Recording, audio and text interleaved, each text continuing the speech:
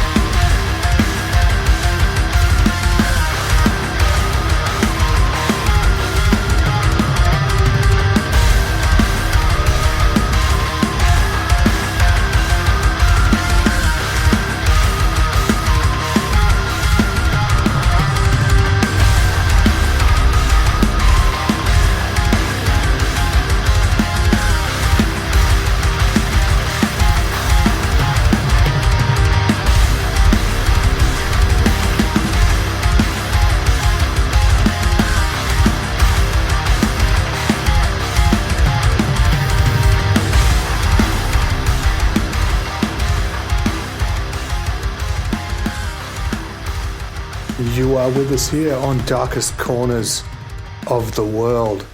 From Barcelona in Spain, that was Pripyat Escape with Lost off their album Antimateria. You can get a hold of that on Bandcamp. There's certainly some awesome sounds going on there. They have quite the list of influences.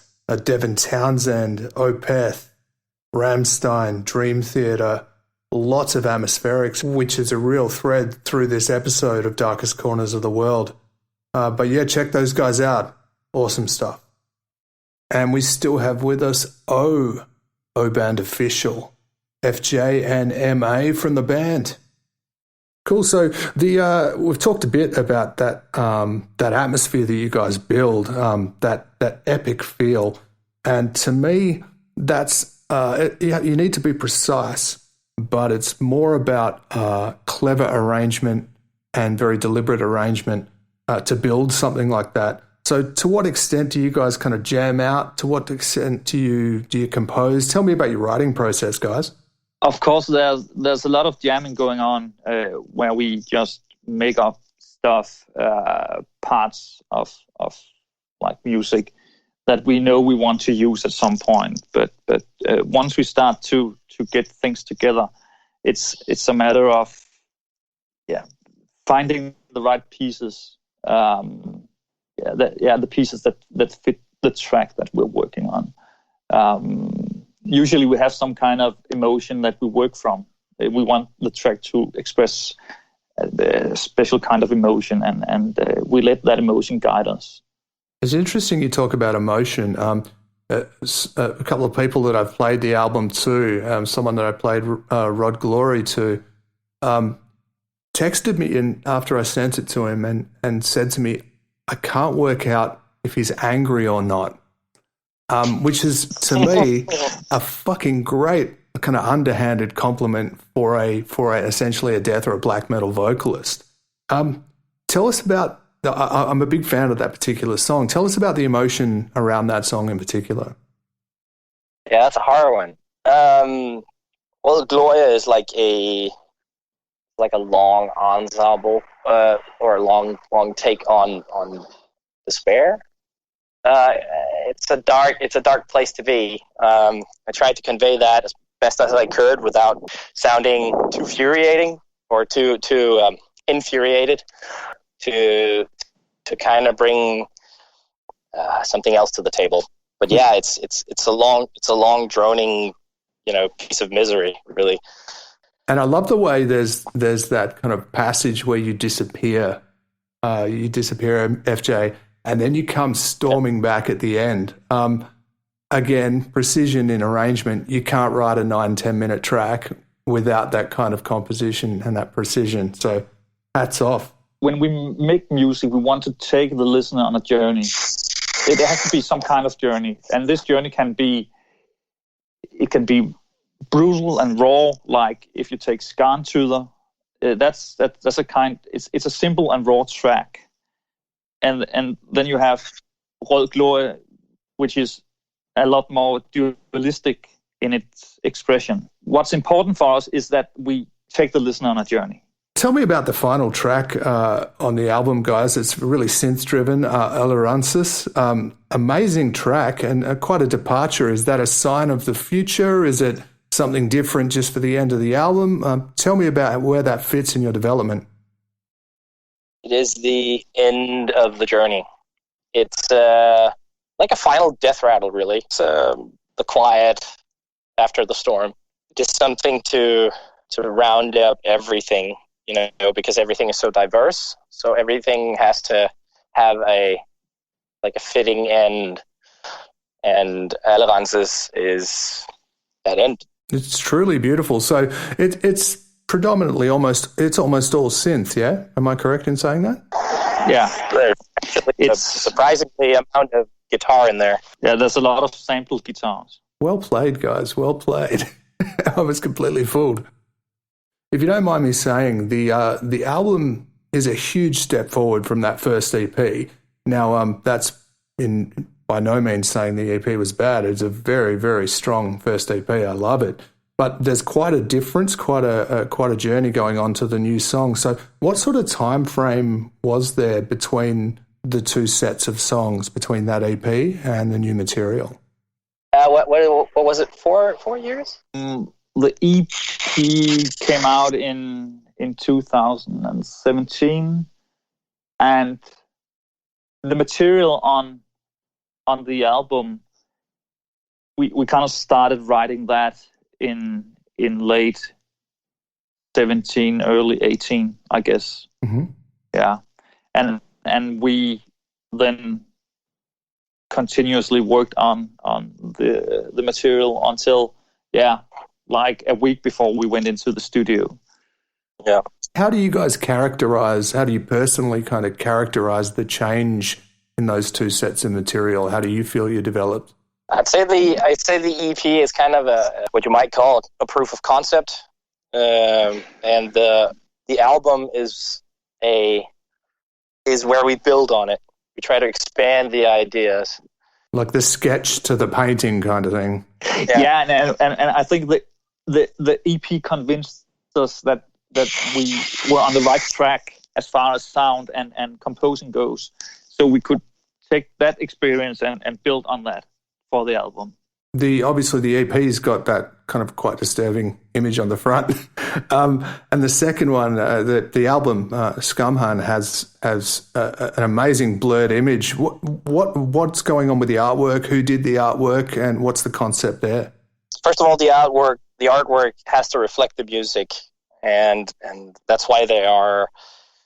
Well, they're two different ends of the spectrum, really. The album art of the two records. So we tried to like tie everything together. So if it fits the music, we used it on the album. So the art kind of reflects that. I mean, we were talking about going for a black and white image again for SkamHan, but then this pops up and we go, yeah, that's the one. That's it. This is the style. It's interesting. It definitely fits as an artistic concept with the music, and something I believe I mentioned in my written review of the album was there's a few elements of kind of The Cure circa 1980, 1981.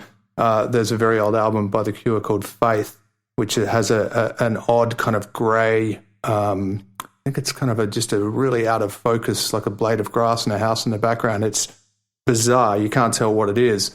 There's elements of the music and there's elements of the art that really did throw me back to that, which is a great thing. A great thing. Yeah, and I think actually you're the only one who has mentioned The Cure, which is kind of funny actually, because we talked about that there are some Cure elements in the music. There are some harmonies that are very Cure-like in the music, but I think you're the only one who actually picked up on it. Picked up on that, yeah. I got a big fucking grin on my face right now, and it's really terrible. I feel terrible, but thanks, guys. It's awesome because I think there's a real little kind of weird, melancholic major change. I forget which song it is, but it's really odd, and that's what really drew me to that